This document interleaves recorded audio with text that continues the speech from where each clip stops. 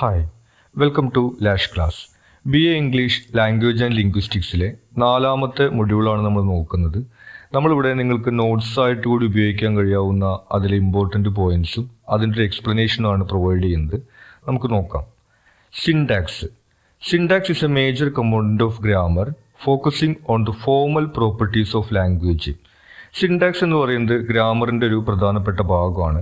അതിൽ ഫോക്കസ് ചെയ്യുന്നത് formal properties ആണ്, അതായത് ഭാഷയുടെ ഘടനയെ കുറിച്ചിട്ടാണ് ഇതിൽ ഫോക്കസ് ചെയ്യുന്നത്. It deals with the arrangement of words in sentences, clauses and phrases, providing a structure for meaningful communication. ഇതിനകത്ത് ഒരു സെൻറ്റൻസിലും ഫ്രേസിലും എല്ലാം, ഒരു വാക്യത്തിലും വാചകത്തിലും എല്ലാം വാക്കുകൾ എങ്ങനെയാണ് അറേഞ്ച് ചെയ്യേണ്ടത് എന്നുള്ളതാണ് സിൻടാക്സിനകത്ത് പറയുന്നത്. അങ്ങനെ ഒരു മീനിങ് ഫുൾ കമ്മ്യൂണിക്കേഷന് വേണ്ടിയിട്ട് എങ്ങനെയാണ് ഈ വാക്യങ്ങളും വാചകങ്ങളും വാക്കുകളും എല്ലാം സ്ട്രക്ചർ ചെയ്യേണ്ടത് എന്നുള്ള കാര്യങ്ങളാണ് സിൻടാക്സിൽ നമ്മൾ പഠിക്കുന്നത്. Word order and meaning. The position and function of words in A sentence determine it's meaning. ഒരു സെൻറ്റൻസിനകത്ത് വാക്കുകൾ എവിടെയാണ് വരുന്നത് എന്നുള്ളതാണ് അതിൻ്റെ ഫങ്ഷനെയും അർത്ഥത്തിനെയും നിശ്ചയിക്കുന്നത്. Changing word order without A systematic arrangement doesn't convey meaning. ഒരു സിസ്റ്റമാറ്റിക് ആയിട്ടുള്ള അറേഞ്ച്മെൻ്റ് ഇല്ലാതെ വാക്കുകൾ പരസ്പരം മാറ്റിക്കഴിഞ്ഞാൽ നമുക്ക് അർത്ഥം കൺവേ ചെയ്യാൻ വേണ്ടി പറ്റില്ല.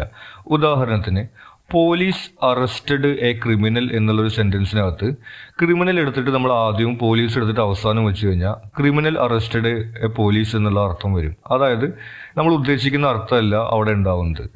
ആ രീതിയിൽ അങ്ങനെ മാറ്റേണ്ടി വരുന്ന സമയത്ത് നമുക്കറിയാം അതിനെ ആക്റ്റീവ് വോയിസ് ഉള്ളത് പാസീവ് വോയിസ് ആക്കി മാറ്റിയാലാണ് നമുക്ക് ഈ ഒബ്ജക്റ്റിനെയും സബ്ജക്റ്റിനെയും പൊസിഷൻ മാറ്റാൻ വേണ്ടി കഴിയുള്ളൂ എന്നുള്ളത്. ആ രീതിയിൽ വേർഡ് ഓർഡറിന് കൃത്യമായിട്ടുള്ളൊരു സിസ്റ്റം ഉണ്ട്. ഇംഗ്ലീഷിൽ സാധാരണഗതിക്ക് വേർഡ് ഓർഡറിൻ്റെ ഒരു ഫോർമാറ്റ് എന്ന് പറയുന്നത് സബ്ജക്റ്റ്, വെർബ്, ഒബ്ജക്റ്റ് എന്നുള്ളതാണ്. ഇതിൽ മാറ്റം വരുത്തണമെങ്കിൽ അതിനനുസരിച്ചിട്ടുള്ള ഗ്രാമറ്റിക്കലായിട്ടുള്ള ചേഞ്ചസ് കൂടി വരുത്തിയാലാണ് നമുക്കത് ചെയ്യാൻ വേണ്ടി കഴിയുള്ളൂ. Word classes in English. Different parts of speech follow specific patterns that govern grammatical correctness. ഒരു സെൻറ്റൻസിനകത്ത് പല പാർട്സുകൾ ഉണ്ടായിരിക്കും. അതിനെല്ലാം സ്പെസിഫിക് ആയിട്ടുള്ള പാറ്റേൺസ് ആണുള്ളത്. സബ്ജക്ട്സ് നമുക്കറിയാം, ഒരു സെൻറ്റൻസിൽ നമ്മൾ എന്തിനെ കുറിച്ചിട്ടാണോ പറയുന്നത് അതിനെയാണ് സബ്ജക്റ്റ് എന്ന് പറയുന്നത്. വേർബ്സ് എന്ന് പറയുന്നത് എന്താണ് അവിടെ ചെയ്യുന്നത്, ഇപ്പോൾ പ്ലേ, റീഡ് തുടങ്ങിയിട്ടുള്ള ഒരു ആക്ഷനെ സൂചിപ്പിക്കുന്ന വാക്കുകളാണ് വെർബ് എന്ന് പറയുന്നത്. ആഡ്വേർബ്സ് എന്ന് പറയുന്നത് അതിനെ നമ്മൾ മോഡിഫൈ ചെയ്യുന്നതാണ്. ഇപ്പോൾ പ്ലേ എന്നുള്ളത് നമുക്ക് പ്ലേ ഗുഡ് എന്ന് പറയാം, അല്ലെങ്കിൽ റൺ എന്നുള്ളത് നമുക്ക് റൺ ഫാസ്റ്റ് എന്ന് പറയാം. ആ രീതിയിൽ ഈ വെർബിനെ മോഡിഫൈ ചെയ്യുന്നതാണ്. അഡ്ജക്റ്റീവ്സ് എന്ന് പറയുന്നത് ഒരു നൗണിനെ മോഡിഫൈ ചെയ്യുന്നതാണ്. ഇപ്പോൾ ഒരു ഫ്ലവർ എന്നുള്ളൊരു നൗണാണ്. ബ്യൂട്ടിഫുൾ ഫ്ലവർ എന്ന് പറഞ്ഞു കഴിഞ്ഞിട്ടുണ്ടെങ്കിൽ ബ്യൂട്ടിഫുൾ അവിടെ ആ ഫ്ലവറിനെ നമ്മൾ മോഡിഫൈ ചെയ്യുന്നതാണ്, അല്ലെങ്കിൽ അതിന് കൂടുതൽ ഡീറ്റെയിൽസ് കൊടുക്കുന്നതാണ്. ആ രീതിയിൽ ഓരോ വേർഡ്സ് ക്ലാസ്സുകൾ നമുക്കുണ്ട്. പ്രിപ്പോസിഷൻസ് നമുക്ക് ഇന്ന്, ഓണ്, അറ്റ് തുടങ്ങിയിട്ടുള്ള ഗ്രാമറ്റിക്കലായിട്ടുള്ള വേർഡ്സ് ആണ്. And more have pre defined functions and positions in sentences. ഇങ്ങനെ ഓരോ ക്ലാസ് വേർഡ്സിനും ഓരോ ഫങ്ഷൻ ഉണ്ട് നമുക്കറിയാം. അത് അനുസരിച്ച് തന്നെ ഒരു സെൻറ്റൻസിനകത്ത് അതിൽ കൃത്യമായിട്ടുള്ള പൊസിഷൻസും എവിടെയാണ് വേണ്ടത് എന്നുള്ളതും ഉണ്ട്. Structure of sentences. ഇനി വിവിധ തരത്തിലുള്ള സെൻറ്റൻസുകളെ കുറിച്ചിട്ടാണ് പറയുന്നത്. ഒന്നാമത് സിമ്പിൾ സെൻറ്റൻസസ്. പേര് സൂചിപ്പിക്കുന്ന പോലെ തന്നെ സിമ്പിളാണ്. Comprise single independent close. അതിനകത്ത് ഒരൊറ്റ ക്ലോസ് മാത്രമേ ഉള്ളൂ, അതായത് ഒരു കാര്യത്തെക്കുറിച്ച് മാത്രമായിരിക്കും ആ സെൻറ്റൻസിൽ പറയുന്നത്. വലിയൊരു സെൻറ്റൻസ് ആയിരിക്കില്ല, ചെറുതായിരിക്കും. Typically include a subject and verb ending with a full stop. സാധാരണഗതിക്ക് ഒരു സബ്ജക്റ്റും ഒരു വെർബും ആണ് ആ സെൻറ്റൻസിൽ ഉണ്ടായിരിക്കുക. ഒരു ഒബ്ജക്റ്റും അതിൻ്റെ കൂടെ ഉണ്ടാവാം. ഒരു ഫുൾ സ്റ്റോപ്പിൽ അവസാനിക്കുന്ന ഒരു സ്റ്റേറ്റ്മെൻറ്റ് പോലുള്ളൊരു സെൻറ്റൻസ് ആണ് സിമ്പിൾ സെൻറ്റൻസ് എന്ന് പറയുന്നത്. എക്സാമ്പിൾ വരുന്നത് he is A student, she studies grammar, I read A novel എന്നൊക്കെ പറയുന്നിടത്ത് ഒരു സബ്ജക്റ്റും ഒരു വെർബും ചിലതിലൊരു ഒബ്ജക്റ്റും മാത്രമേ ഉള്ളൂ. ആ രീതിയിൽ ഒരു കാര്യത്തെക്കുറിച്ച് പറയുന്ന ഒരു സിമ്പിൾ ആയിട്ടുള്ള സെൻറ്റൻസിനെയാണ് നമ്മൾ സിമ്പിൾ സെൻറ്റൻസസ് എന്ന് പറയുന്നത്.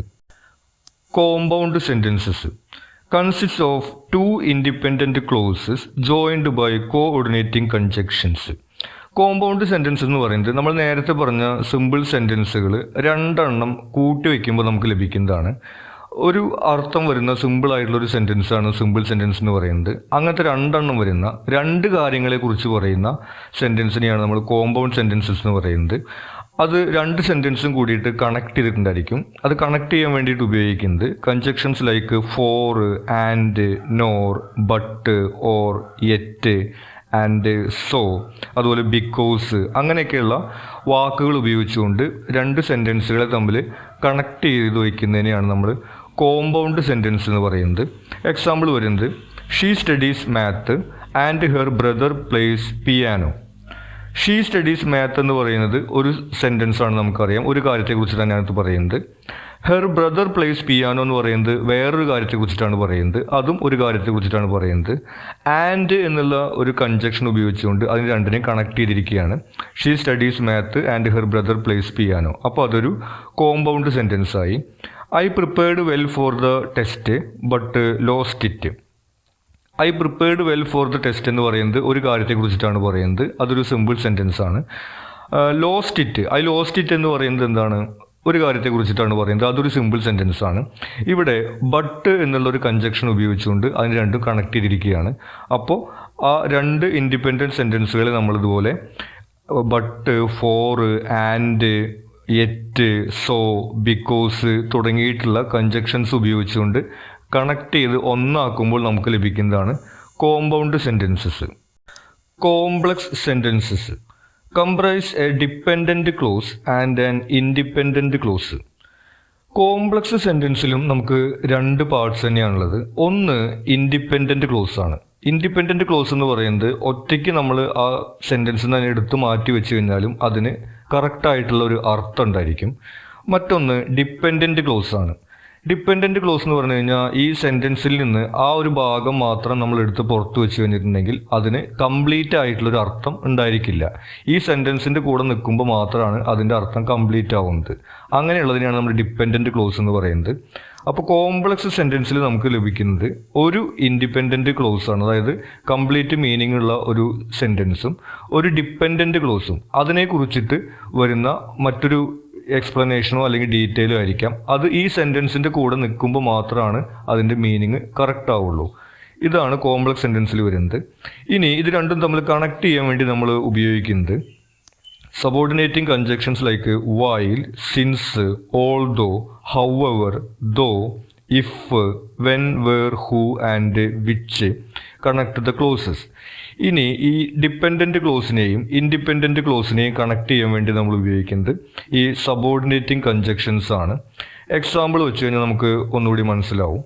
My friends are surprised when I passed the exam. I passed the exam എന്ന് പറയുന്നത് ഒരു ഇൻഡിപെൻഡൻറ്റ് സെൻറ്റൻസ് ആണ്, നമുക്കറിയാം. അത് അവിടുന്ന് എടുത്ത് മാറ്റി വെച്ച് കഴിഞ്ഞാൽ അതിൻ്റെ അർത്ഥം കംപ്ലീറ്റ് ആണ്. മൈ ഫ്രണ്ട്സ് ആർ സർപ്രൈസ്ഡ് എന്ന് പറഞ്ഞു കഴിഞ്ഞിട്ടുണ്ടെങ്കിൽ അത് കംപ്ലീറ്റ് അല്ല. കാരണം അവരെന്തിനാണ് സർപ്രൈസ് ആയി എന്നുള്ളൊരു ചോദ്യം അവിടെ അവശേഷിക്കുന്നുണ്ട്. അതുകൊണ്ടാണ് അതിന് നമ്മൾ ഡിപ്പെൻഡൻറ്റ് ക്ലോസ് എന്ന് പറയുന്നത്. ഈ സെൻറ്റൻസിനകത്ത് നിൽക്കുമ്പോഴാണ് നമുക്ക് മനസ്സിലാവുന്നത് ഞാൻ പാസ്സായപ്പോഴാണ് എൻ്റെ ഫ്രണ്ട്സ് സർപ്രൈസ്ഡ് ആയി എന്നുള്ളത്. പക്ഷേ അത് ഭാഗം മാത്രം എടുത്ത് പുറത്ത് വെച്ച് കഴിഞ്ഞിട്ടുണ്ടെങ്കിൽ അവരെന്തിനാണ് സർപ്രൈസ് ആയി എന്നുള്ളൊരു ചോദ്യം അവിടെ അവശേഷിക്കുക, അതിൻ്റെ മീനിങ് കംപ്ലീറ്റ് അല്ല. ഈ രീതിയിൽ ഒരു ഡിപ്പെൻഡൻറ്റ് ക്ലോസും ഒരു ഇൻഡിപെൻഡൻറ്റ് ക്ലോസും കണക്ട് ചെയ്യുന്നതാണ് കോംപ്ലക്സ് സെൻറ്റൻസിൽ വരുന്നത്. അടുത്ത എക്സാമ്പിൾ പറയുന്നത് tomorrow I am going to Delhi where my parents are staying. നാളെ ഞാൻ ഡൽഹിയിലേക്ക് പോവുകയാണ്, അവിടെയാണ് എൻ്റെ പാരൻസ് സ്റ്റേ ചെയ്യുന്നത്. ഇവിടെ നമുക്ക് കാണാൻ വേണ്ടി കഴിയും വേർ എന്നുള്ള സബോർഡിനേറ്റിംഗ് കൺജക്ഷൻസ് വെച്ചിട്ടാണ് ഇത് രണ്ടും കണക്ട് ചെയ്തിട്ടുള്ളത്. അതിൽ tomorrow I am going to Delhi എന്ന് പറയുന്നത് മീനിങ് ഫുൾ ആണ്. ആ സെൻറ്റൻസിൽ നിന്ന് അത് മാത്രം എടുത്ത് മാറ്റി കഴിഞ്ഞാലും നമുക്ക് അവിടെ കംപ്ലീറ്റ് ആയിട്ടുള്ളൊരു അർത്ഥം കിട്ടുന്നുണ്ട്. അപ്പോൾ അത് ഇൻഡിപെൻഡൻ്റ് ആണ്. മൈ പാരൻസ് ആർ സ്റ്റേയിങ് എന്ന് പറഞ്ഞു കഴിഞ്ഞിട്ടുണ്ടെങ്കിൽ അത് എന്തല്ല കൃത്യമായിട്ട് നമുക്ക് ഒരു അർത്ഥം തരുന്നില്ല. എവിടെയാണ് സ്റ്റേ ചെയ്യുന്നത് തുടങ്ങിയിട്ടുള്ള വിശദാംശങ്ങൾ ആ ഭാഗം മാത്രം നമ്മൾ എടുത്ത് മാറ്റിക്കഴിഞ്ഞാൽ നമുക്ക് കിട്ടില്ല. അപ്പോൾ അത് ഡിപ്പെൻഡൻറ്റ് ക്ലോസ് ആണ്. ഈ രീതിയിൽ ഒരു ഇൻഡിപെൻഡൻറ്റ് ക്ലോസും ഒരു ഡിപ്പെൻഡൻറ്റ് ക്ലോസും കൂടി നമ്മൾ ഈ സബോർഡിനേറ്റിംഗ് കൺജക്ഷൻസ് ആയിട്ടുള്ള while, since, although, however, though, if തുടങ്ങിയിട്ടുള്ള അതുപോലെ WH ക്വസ്റ്റ്യൻ വേർഡ്സ് തുടങ്ങിയിട്ടുള്ള ഉപയോഗിച്ചുകൊണ്ട് കണക്ട് ചെയ്യുന്നതാണ് കോംപ്ലക്സ് സെൻറ്റൻസിനകത്ത് വരുന്നത്. ഇനി ഇതിൽ ലാസ്റ്റ് വരുന്നത് കോമ്പൗണ്ട് കോംപ്ലക്സ് സെൻറ്റൻസസ്. നമ്മൾ നേരത്തെ പറഞ്ഞ രണ്ടിൻ്റെ ഒരു മിക്സ് പോലെയാണ്. Include at least 2 independent clauses and at least 1 dependent clause. അതായത് രണ്ട് ഇൻഡിപെൻഡൻറ്റ് ക്ലോസ് ഉണ്ടായിരിക്കും. ആ സെൻറ്റൻസിൽ നിന്ന് എടുത്ത് മാറ്റിക്കഴിഞ്ഞാലും നമുക്ക് ഫുള്ളായിട്ട് മീനിങ് കിട്ടുന്ന രണ്ട് പാർട്ട് അതിനകത്ത് ഉണ്ടായിരിക്കും.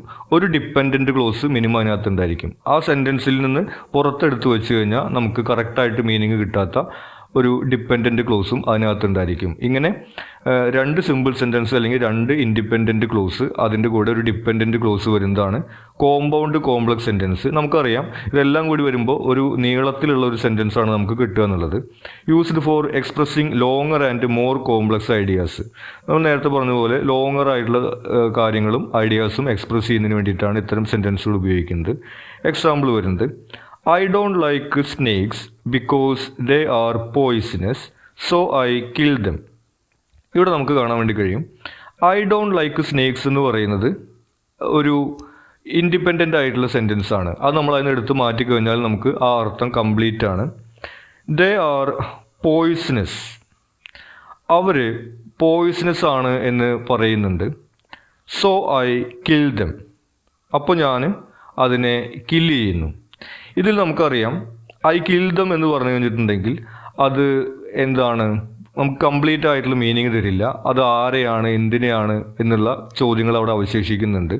ആ രീതിയിൽ രണ്ട് ഇൻഡിപെൻഡൻറ്റ് ക്ലോസിൻ്റെ കൂടെ ഒരു ഡിപ്പെൻഡൻറ്റ് ക്ലോസ് കൂടി ചേർത്ത് വയ്ക്കുന്നതാണ് നമുക്ക് കോമ്പൗണ്ട് കോംപ്ലക്സ് സെൻറ്റൻസിൽ ലഭിക്കുന്നത്.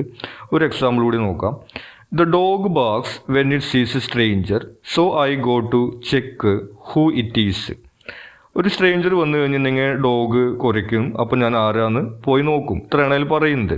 ഇതിൽ ദ ഡോഗ് ബാർക്സ് എന്ന് പറയുന്നത് ഒരു ഇൻഡിപെൻഡൻ്റ് ആണ്. നമുക്കറിയാം നായ കുരയ്ക്കുന്നു എന്ന് പറയുന്നത് നമ്മൾ ആ സെൻറ്റൻസിൽ നിന്ന് പുറത്തെടുത്ത് വെച്ചാലും അതിൻ്റെ അർത്ഥം കംപ്ലീറ്റ് ആണ്. When it sees a stranger, അത് ഒരു സ്ട്രേഞ്ചറിനെ കാണുമ്പോൾ ആ ഭാഗം കംപ്ലീറ്റ് അല്ല. കാരണം നമുക്കറിയാം അത് ആരെ കുറിച്ചിട്ടാണ് പറയുന്നത് എന്നുള്ള കാര്യം അവിടെ വിശദമാക്കുന്നില്ല. So I go to check who it is, I go to check who it is, ആരാണെന്ന് നോക്കാൻ ഞാൻ പോകും. അത് നമുക്ക് പുറത്തെടുത്ത് വെച്ച് കഴിഞ്ഞാലും നമുക്ക് അർത്ഥമുണ്ട്. കാരണം ഞാനാണ് പോകുന്നത് എന്നുള്ള കാര്യം ഇവിടെ പറയുന്നുണ്ട്. ഐ ഗോ എന്ന് പറയുന്നുണ്ട്.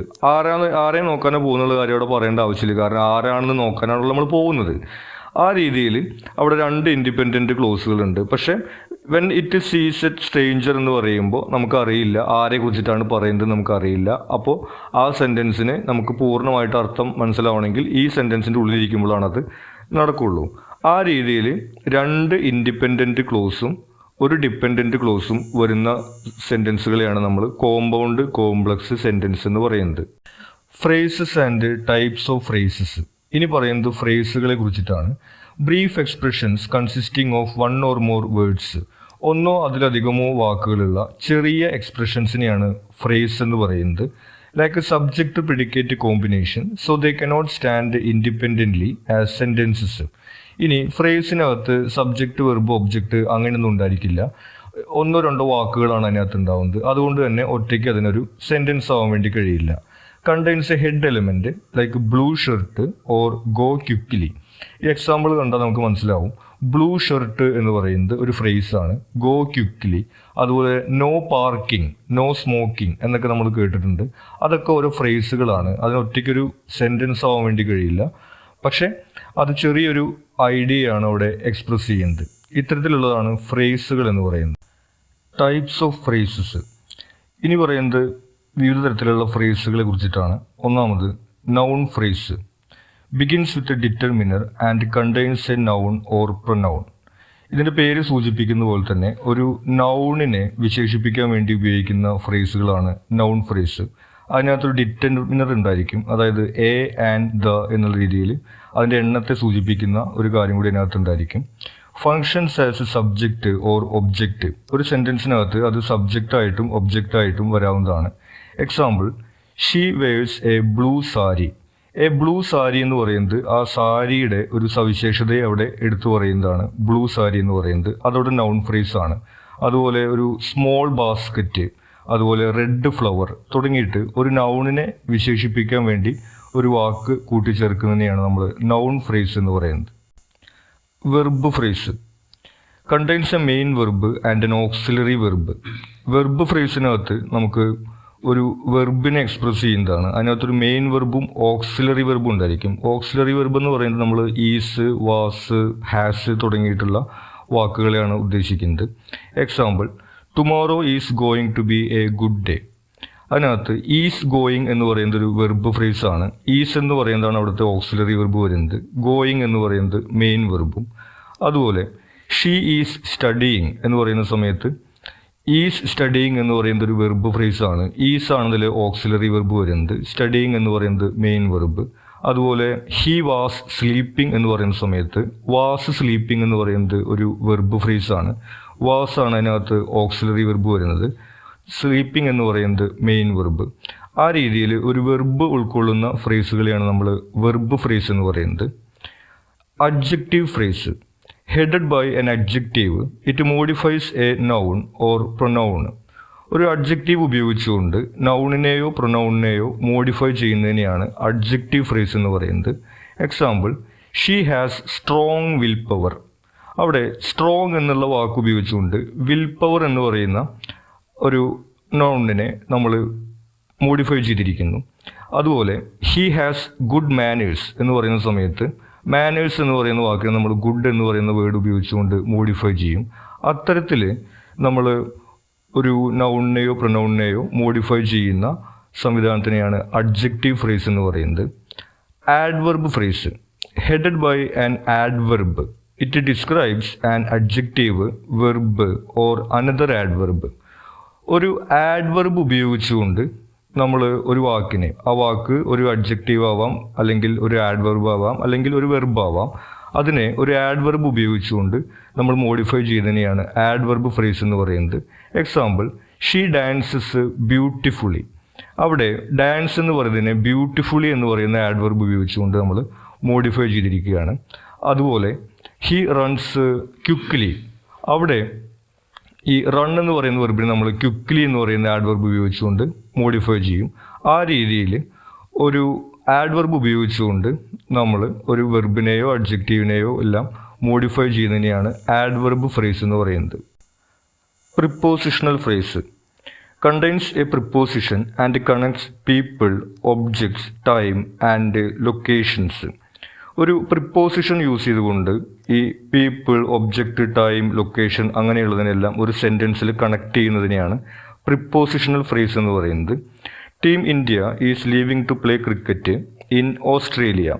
അവിടെ ഇൻ ഓസ്ട്രേലിയ എന്ന് പറയുന്നത് നമുക്ക് കാണാം, അവിടെ ഒരു പ്ലേസിനെ കണക്ട് ചെയ്യുന്നതാണ്. അതുപോലെ put the waste in waste bin. അവിടെ ഇൻ വേസ്റ്റ് ബിൻ എന്ന് പറയുന്ന സമയത്ത് നമുക്ക് കാണാം ഒരു ഒബ്ജക്റ്റിനെ അവിടെ ഒരു പ്രിപ്പോസിഷൻ ഉപയോഗിച്ച് കണക്ട് ചെയ്യുന്നതാണ്.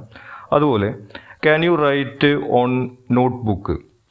അങ്ങനെ പറയുന്ന സമയത്ത് നമുക്കറിയാം ഒരു ഒബ്ജക്റ്റിനെ തന്നെ അവിടെ കണക്ട് ചെയ്യുന്നത്.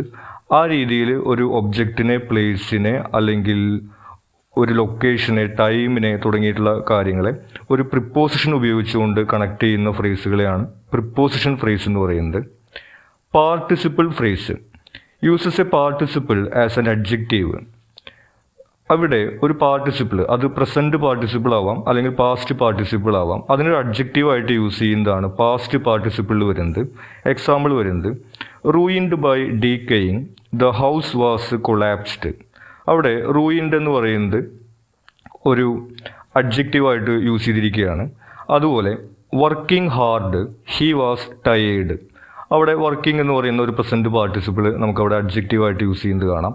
ഈ രീതിയിൽ ഒരു പാർട്ടിസിപ്പിളിനെ അഡ്ജക്റ്റീവായിട്ട് യൂസ് ചെയ്യുന്ന ഫ്രേസുകളെയാണ് പാർട്ടിസിപ്പിൾ ഫ്രേസ് എന്ന് പറയുന്നത്. ഇനി infinitive phrase. Includes an infinitive form of A verb and often serve as A noun. Infinitive എന്ന് പറയുന്നത് ടു ഇൻഫിനിറ്റീവ് ആണ്. ഒരു വെർബിൻ്റെ മുമ്പിൽ ടു എന്ന് വയ്ക്കുന്നതിനെയാണ് ടു ഇൻഫിനിറ്റീവ് എന്ന് പറയുന്നത്. അത്തരത്തിലുള്ള ഫ്രേസുകളെയാണ് ഇൻഫിനിറ്റീവ് ഫ്രേസ് എന്ന് പറയുന്നത്. Example, to get a job is the dream of youngsters. അവിടെ ടു ഗെറ്റ് എന്ന് പറയുന്നത് ഒരു ഇൻഫിനിറ്റീവ് ആണ്. അതുപോലെ to worry is not a solution. അവിടെ ടു വറി എന്ന് പറയുന്നത് ഒരു ഇൻഫിനിറ്റീവ് ആണ്. അതുപോലെ ഒരു വെർബിൻ്റെ മുന്നിൽ ടു എന്ന് വെച്ച് യൂസ് ചെയ്യുന്നതിനെയാണ് നമ്മൾ ഇൻഫിനിറ്റീവ് ഫ്രേസ് എന്ന് പറയുന്നത്. Types of clauses. അടുത്തത് വിവിധ തരത്തിലുള്ള ക്ലോസസിനെ കുറിച്ചിട്ടാണ് പറയുന്നത്. ആദ്യത്തേത് adjective clause. Begins with a relative pronoun or adverb. And functions to modify a noun. ഒരു നൗണിനെ മോഡിഫൈ ചെയ്യാൻ വേണ്ടി റിലേറ്റീവ് പ്രൊനൗൺസോ അല്ലെങ്കിൽ റിലേറ്റീവ് ആഡ്വർബ്സോ ഉപയോഗിക്കുന്നതാണ് അഡ്ജക്റ്റീവ് ക്ലോസിനകത്ത് വരുന്നത്. Who, which, when, why, that തുടങ്ങിയിട്ടുള്ളതാണ് നമ്മൾ അതിനകത്ത് ഉപയോഗിക്കുന്ന റിലേറ്റീവ് പ്രൊനൗൺസും റിലേറ്റീവ് ആഡ്വർബ്സും. Example, the candidate who I voted for in the election is our mayor. The കാൻഡിഡേറ്റിനെ മോഡിഫൈ ചെയ്യാൻ വേണ്ടിയിട്ടാണ് അവിടെ ഹൂ ഐ വോട്ടഡ് ഫോർ എന്ന് പറഞ്ഞിരിക്കുന്നത്. ഞാൻ വോട്ട് ചെയ്തിട്ടുള്ള ആളാണ് എന്നാണ് അവിടെ സൂചിപ്പിക്കുന്നത്. അതുപോലെ the book which I read yesterday is good. Which I read yesterday, ഞാൻ ഇന്നലെ വായിച്ചത് എന്ന് നമ്മൾ ആ പുസ്തകത്തിനെ അവിടെ വിശേഷിപ്പിക്കുന്നു. ആ രീതിയിൽ ഒരു നൗണിനെ മോഡിഫൈ ചെയ്യുന്ന ക്ലോസസിനെയാണ് അഡ്ജക്റ്റീവ് ക്ലോസ് എന്ന് പറയുന്നത്. Noun close acts as A noun taking the place of A noun in A sentence. ഒരു സബോർഡിനേറ്റ് ക്ലോസ് സബ്ജക്റ്റിൻ്റെ സ്ഥാനത്ത് വരുന്നതിനെയാണ് നമ്മൾ നൗൺ ക്ലോസ് എന്ന് പറയുന്നത്. Example, when I reached the class room the teacher had started the class. ഞാൻ ക്ലാസ്സിലേക്ക് എത്തിയപ്പോഴേക്കും teacher class start ചെയ്തിരുന്നതാണ് പറയുന്നത്. ഈ സെൻറ്റൻസിനെ തന്നെ നമുക്ക് the teacher had started the class when I reached the class room എന്ന് പറയാവുന്നതാണ്. അങ്ങനെ പറയുമ്പോൾ ഈ ക്ലോസ് ഒബ്ജക്റ്റിൻ്റെ പൊസിഷനിലാണ് വരുന്നത്. അതല്ലാതെ അത് തുടക്കത്തിൽ വയ്ക്കുന്ന സംവിധാനത്തിനെയാണ് നമ്മൾ നൗൺ ക്ലോസ് എന്ന് പറയുന്നത്. ആഡ്വർബിയൽ close starts with an adverb and functions as an adverb in the sentence. ഒരു ആഡ്വർബായിട്ട് ഫങ്ഷൻ ചെയ്യുന്ന ക്ലോസുകളാണ് ആഡ്വർബിയൽ ക്ലോസ് എന്ന് പറയുന്നത്. Example, when we heat the ice it melts. നമ്മൾ ഐസ് ചൂടാക്കുമ്പോൾ അത് ഉരുകുന്നു. അതുപോലെ she went to sleep after finishing her studies. അവിടെ ആഫ്റ്റർ ഫിനിഷിങ് ഹെർ സ്റ്റഡീസ് എന്ന് പറയുന്നത് ഒരു ആഡ്വർബിയൽ ക്ലോസ് ആണ്. ഈ രീതിയിൽ ഒരു ആഡ്വർബായിട്ട് ഉപയോഗിക്കുന്ന ക്ലോസുകളെയാണ് ആഡ്വർബിയൽ ക്ലോസസ് എന്ന് പറയുന്നത്. Syntactic models. Kernel sentences. Kernel sentence എന്ന് പറയുന്നത് basic sentences of a language. ഒരു ഭാഷയിലെ ഒരു സെൻറ്റൻസിൻ്റെ ബേസിക് ആയിട്ടുള്ള രൂപത്തിനെയാണ് കേർണൽ സെൻറ്റൻസ് എന്ന് പറയുന്നത്. Simple declarative sentences with one verb. Simple sentences ആയിരിക്കും, അതായത് ഒരു വെർബ് ഒരു സബ്ജക്റ്റ് എന്നുള്ള രീതിയിൽ അത് ഒരു കോംപ്ലിക്കേഷനിലേക്ക് പോകുന്നുണ്ടായിരിക്കില്ല. Always active, positive and affirmative. അതിനകത്ത് ആക്റ്റീവ് വോയിസ് ആണ് യൂസ് ചെയ്യുന്നത്. അതായത് അതിൻ്റെ വേർഡ് ഓർഡർ എപ്പോഴും സബ്ജക്റ്റ്, വെർബ്, ഒബ്ജക്റ്റ് എന്നുള്ള രീതിയിലായിരിക്കും. ആ രീതിയിൽ സിമ്പിൾ ആയിട്ടുള്ള സെൻറ്റൻസുകളെയാണ് കേർണൽ സെൻറ്റൻസസ് എന്ന് പറയുന്നത്. They serve as the foundation for developing other sentence types. നമുക്കറിയാം, ഇതല്ലാതെ പാസീവ് വോയിസ്, നമുക്ക് ഇൻഡയറക്റ്റ് സ്പീച്ച് എന്നുള്ള രീതിയിൽ പല സെൻറ്റൻസ് ടൈപ്പുകളുണ്ട്. അതിൻ്റെ ഒരു ബേസ് ആയിട്ട് വർക്ക് ചെയ്യുന്നത് ഇത്തരത്തിലുള്ള കേർണൽ സെൻറ്റൻസസ് ആണ്. Obligatory and optional transformations. ഇനി ഈ കേർണൽ സെൻറ്റൻസസിനെ ട്രാൻസ്ഫോം ചെയ്യുന്നതിനെ കുറിച്ചിട്ടാണ് പറയുന്നത്. Non kernel sentences require both optional and obligatory transformations. അതിനകത്ത് ഓപ്ഷണൽ ആയിരിക്കാം, അതായത് വേണമെങ്കിൽ ചെയ്യാമെന്നുള്ളതായിരിക്കാം, അല്ലെങ്കിൽ ഒബ്ലിഗേറ്ററി, ചില സിറ്റുവേഷനകത്ത് നമ്മൾ സെൻറ്റൻസുകൾ അങ്ങനെ മാറ്റേണ്ടി വന്നേക്കാം. Optional transformations include changing an active sentence to passive, forming questions and negating clauses. നമ്മൾ പറഞ്ഞു കേർണൽ സെൻറ്റൻസ് എന്ന് പറയുന്നത് ഒരു സിമ്പിൾ സ്റ്റേറ്റ്മെൻ്റ് ആണ്. അതിനെ പാസീവ് വോയിസിലേക്ക് മാറ്റുന്നത്, അതിനെ നെഗറ്റീവ് ആക്കുന്നത്, അതിൽ നിന്നൊരു ചോദ്യം ഉണ്ടാക്കുന്നത്, അതൊക്കെയാണ് ഈ ട്രാൻസ്ഫോർമേഷൻസ് എന്ന് പറയുന്നത്. എക്സാമ്പിൾ പറയുന്നത്, he does not read a novel, does he read a novel, what does he read, a novel is read by him. ഇവിടെ എല്ലാം ഹി റീഡ്സ് എ നോവൽ, അവനൊരു നോവൽ വായിക്കുന്നു എന്നുള്ളൊരു സെൻറ്റൻസ് ഒരു കേർണൽ സെൻറ്റൻസ് ആണ്, സിമ്പിളാണ്. അതിൽ നിന്ന് നമ്മൾ ട്രാൻസ്ഫോം ചെയ്തുണ്ടാക്കുന്ന ബാക്കി സെൻറ്റൻസുകളാണിത്. അതിനകത്ത് എന്താണ്, ഡസ് നോട്ട് എന്ന് പറയുമ്പോൾ അത് നെഗേഷനായി, നെഗറ്റീവായി. Does he read a novel ഒരു ക്വസ്റ്റ്യനായി നമുക്ക് ഉണ്ടാക്കാൻ പറ്റും. വാട്ട് ഡസ് ഹി റീഡ് ഒരു WH ക്വസ്റ്റ്യൻ ഉണ്ടാക്കാൻ പറ്റും. A novel is read by him എന്ന് പറയുന്നത് അതിൻ്റെ പാസീവ് വോയിസ് ആണ്. ഈ രീതിയിൽ കേർണൽ സെൻറ്റൻസിനെ ട്രാൻസ്ഫോം ചെയ്തതിനാണ് നമ്മൾ മറ്റ് തരത്തിലുള്ള സെൻറ്റൻസുകൾ രൂപീകരിക്കുന്നത്. ഇനി ഈ മൊഡ്യൂളിൽ അവസാനം പറയുന്നത് deep structure and surface structure. Deep structure represents underlying concepts and thoughts. ഒരു സെൻറ്റൻസിനകത്തുള്ള ആശയങ്ങൾ, ചിന്തകൾ എല്ലാമാണ് ഡീപ്പ് സ്ട്രക്ചറിനകത്ത് വരുന്നത്. Surface structure is the outward form of A sentence. Surface structure എന്ന് പറയുന്നത് അതിൻ്റെ പുറമേക്ക് കാണുന്ന രൂപമാണ്, അതിൻ്റെ ഒരു സ്ട്രക്ചറും അതിൻ്റെ ഓർഡറൊക്കെയാണ് സർഫസ് സ്ട്രക്ചറിനകത്ത് വരുന്നത്. Derived from transformations. നമുക്കറിയാം അത് ആക്റ്റീവ് വോയിസ് ആണോ, പാസീവ് വോയിസ് ആണോ, ക്വസ്റ്റ്യൻ ആണോ, സ്റ്റേറ്റ്മെൻ്റ് ആണോ തുടങ്ങിയിട്ടുള്ള അതിൻ്റെ സ്ട്രക്ചറാണ് സർഫസ് സ്ട്രക്ചറിനകത്ത് വരുന്നത്. ഡീപ്പ് സ്ട്രക്ചറിനകത്ത് അതിൻ്റെ മീനിങ്ങിനെ കുറിച്ചിട്ടാണ് നോക്കുന്നത്.